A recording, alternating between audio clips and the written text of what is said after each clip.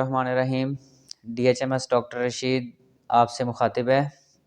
आज हम बात करेंगे दांतों की अलाइनमेंट के हवाले से कि जो दांत बड़े होते हैं क्या वो छोटे हो सकते हैं कि नहीं हो सकते, और जो मतलब कि काफ़ी ऊपर को दांत उठे होते हैं, मुंह के ऊपर उठे होते हैं, बड़े भी होते हैं और ऊपर बाहर भी होते हैं, तो क्या उनका ओरिजिनल तरीके से ट्रीटमेंट पॉसिबल है कि नहीं है। तो इस हवाले से अब आज हम बात करेंगे, डिस्कशन करेंगे कि ये जो दांत होते हैं इनको बग़ैर काटे निकाले, बग़ैर इनको किसी मतलब के मशीनरी आलात से मतलब कि इनको हम वापस ओरिजिनल सीधी अपनी जगह पे ला सकते हैं या नहीं ला सकते। तो इसका जवाब सिंपल यही है कि हम जो ओरिजिनल दांत होते हैं उनको वापस रिटेन कर सकते हैं। कैसे कर सकते हैं वो हम आपको तरीक़ाकार बताएंगे इनका, कि आप कुदरती तरीके से अपने दांतों को सीधा एक लाइन के अंदर और एक खूबसूरत अच्छी स्माइल आप उनको कैसे बना सकते हैं।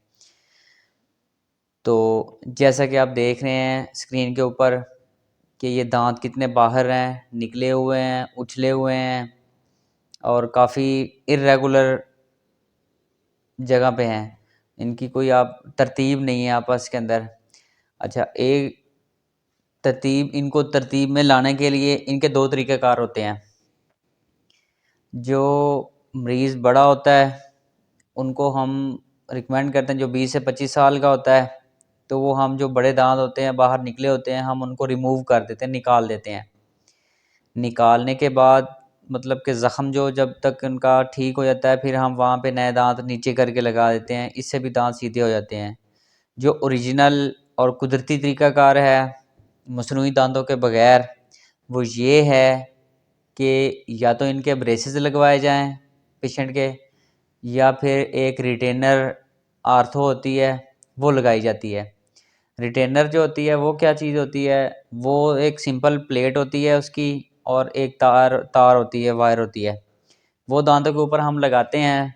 तो उनका जो है वो हर हफ्ते के अंदर 2 दफ़ा उनका विज़िट होता है।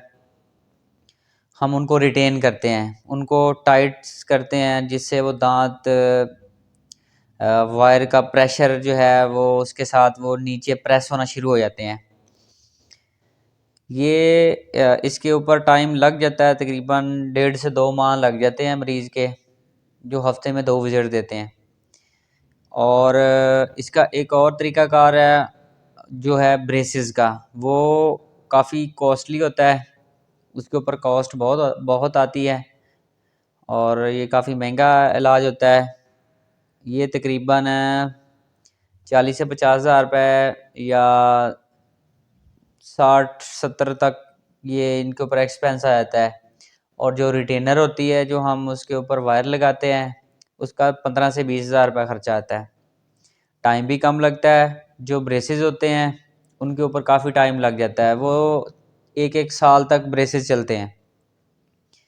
एक साल तक मतलब उनके विज़िट देने पड़ते हैं, उनके जो होते हैं विज़िट्स होते हैं, और इतना उसका ड्यूरेशन लग जाता है। पैसे भी बहुत ज़्यादा लगते हैं और दूसरे नंबर पे टाइम भी बहुत लगता है। ये जो दूसरा तरीका हम आपको बता रहे हैं इसका रिटेनर का, तो ये बड़ा ही सिंपल सा तरीका है और आसान भी है, मरीज़ को जो है वो कैरी करना भी आसान होता है।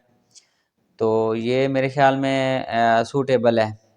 इसमें एज जो है ये काफ़ी मैटर करती है, कि जो क्लाइंट होता है इसकी जो एज होती है ये होनी चाहिए जी 15 से 20, हद 20 से 22 साल होनी चाहिए।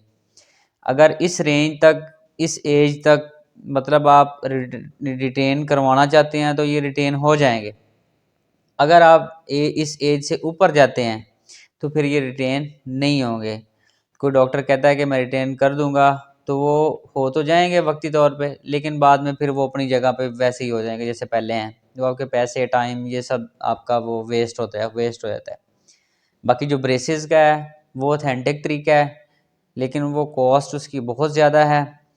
तो टाइम भी उसमें बहुत ज़्यादा लगता है।